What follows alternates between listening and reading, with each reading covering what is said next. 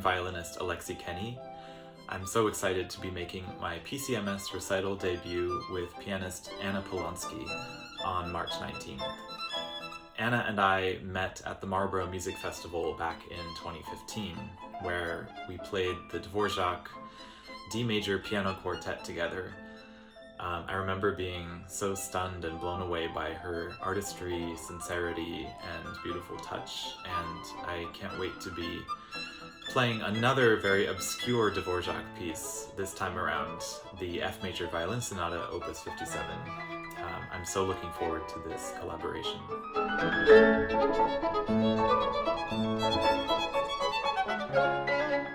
On the surface, the pieces of this program don't have much in common, and actually the way that I build my programs is almost entirely off of intuition rather than a theme or anything else.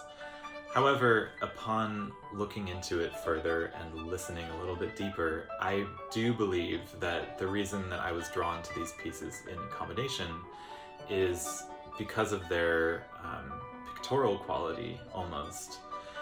The Dvorak is evoking a bucolic landscape in classic Dvorak fashion.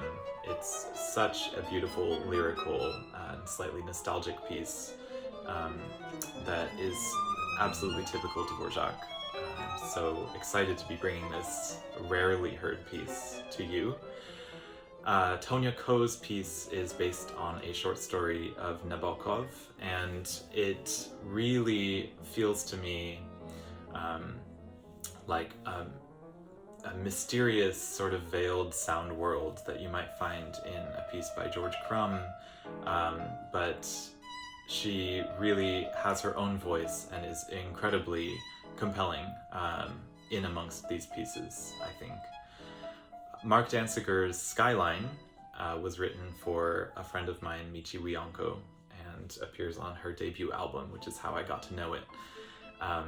It's a sweeping piece for solo violin that I really was moved by when I first heard it.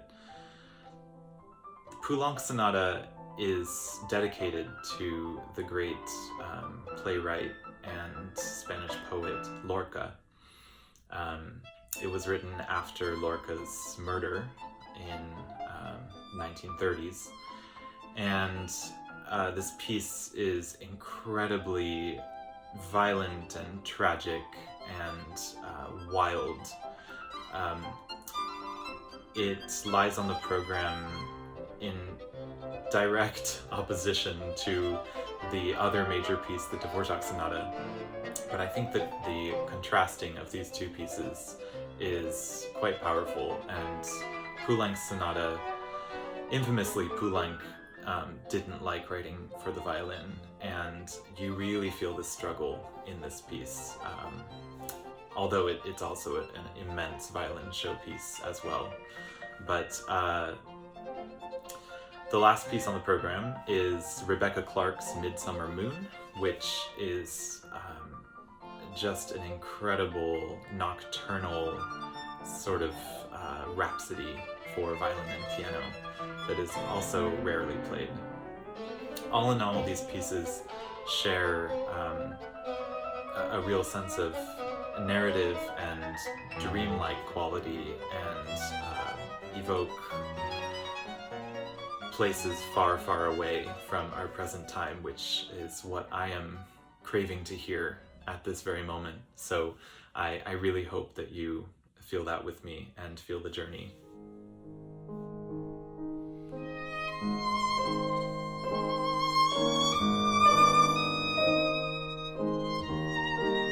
The violin that I play was made by Stefan Peter Greiner in 2009 in London. I feel sort of increasingly lucky to have come across this instrument when I did in 2014.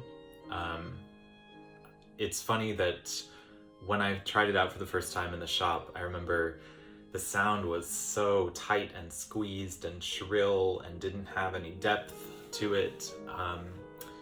But I sort of had a hunch that that might change, since apparently the violin hadn't been played in a while. So I took it home, and within 2 days, the violin had done a 180. It gained so much depth, and the belly of the sound and this warmth, this sweetness started to emerge.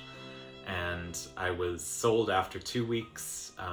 It kept getting better and better, and really felt like it almost morphed with my playing as I played it, which was just an amazing feeling. I feel, very lucky to have come across this violin, which I know will be used for many, many years, probably centuries. So to be its first custodian is very special.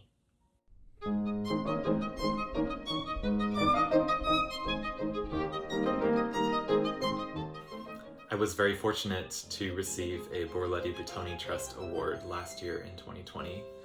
I will be using the award to fund a project of mine entitled Codex, which is 6 commissions for violin and electronics based on poetry of each composer's choosing, assembled into a sort of song cycle without words. This is a very exciting project for me, and couldn't be more grateful to the BBT, considering it's so difficult to get a commissioning project off the ground due to complications with funding and advanced planning and all of that. So it's really been such a wonderful thing to devote my time to this year. And stay tuned for the announcement and release. Hopefully the performance will go as planned in early 2023. So keep your eyes peeled.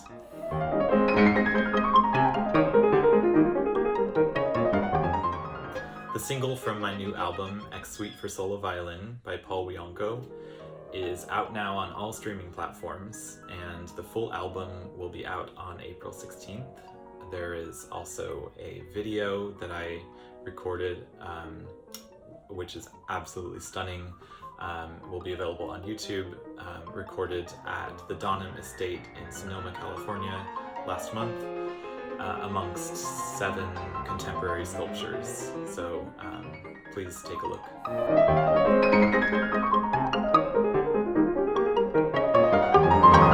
Favorite work by Bach?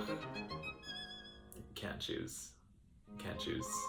Maybe a solo keyboard work, one of the partitas, Goldberg variations.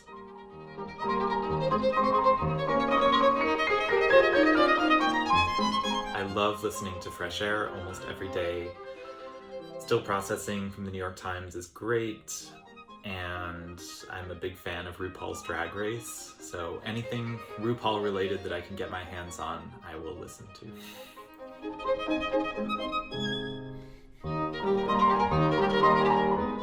West Coast, Best Coast, definitely, but I do love New York City.